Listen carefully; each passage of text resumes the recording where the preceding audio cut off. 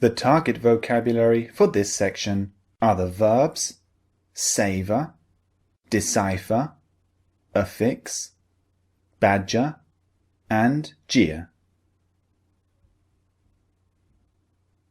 Here we're looking at 5 verbs. Let's look at verb number 1.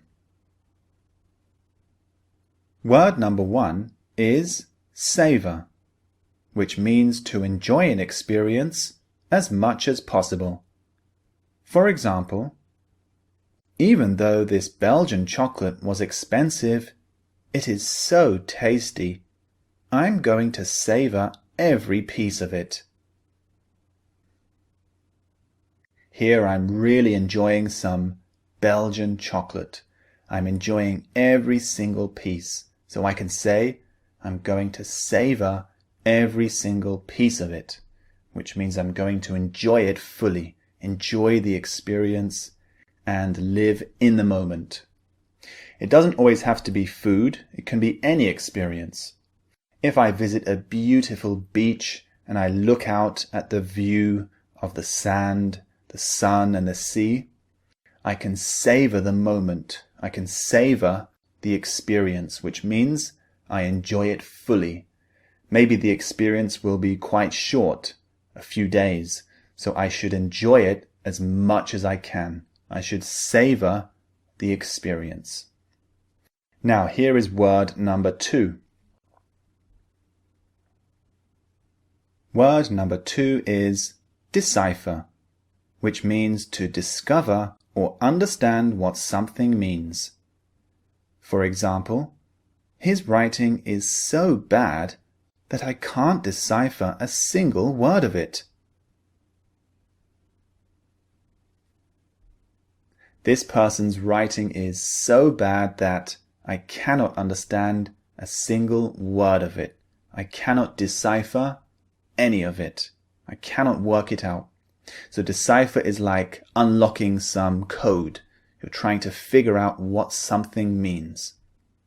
Another example would be ancient Egyptian hieroglyphs. So the ancient Egyptian writing system. When people first discovered this, they couldn't read it. It took a long time to decipher ancient Egyptian hieroglyphs.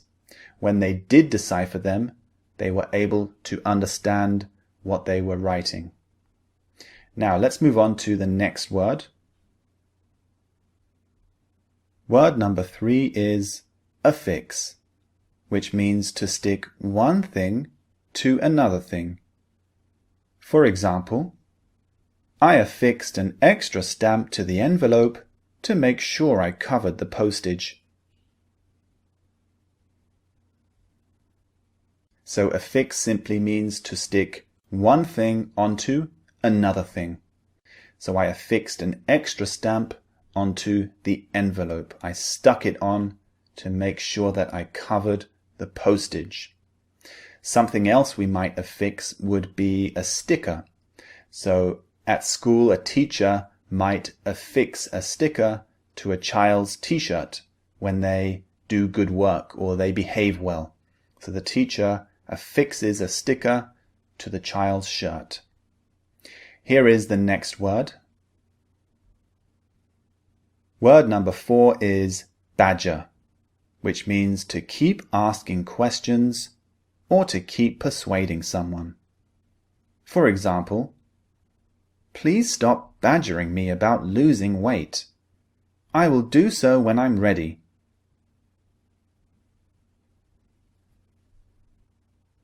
This person is quite angry because his friend keeps badgering him to lose weight. His friend keeps trying to persuade him and make him change his ways, but he doesn't want to just yet.